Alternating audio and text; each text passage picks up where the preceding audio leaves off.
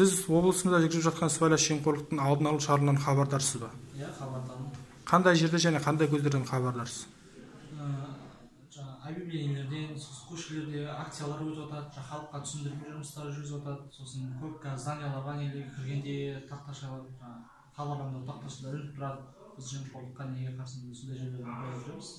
Сіз жүргізіп жатқан сыбайлас жемқорлық шараларына көңіліңіз толады ма? Иә, көңілім толады.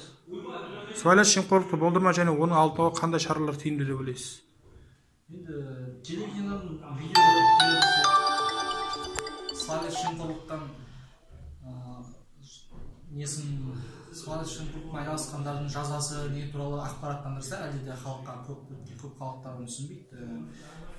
Қысқаша бір сыйлық алудың өзі, подарка алудың өзі осы сыбайлас жемқорлыққа жататыны туралы халықтың көзін жеткізетіндей көптеген бейнероликтер түсіп көрсетсе және түсіндірме жұмыстарын халық көп шоғырланатын жерлерде жүргізсе деп ойлаймын.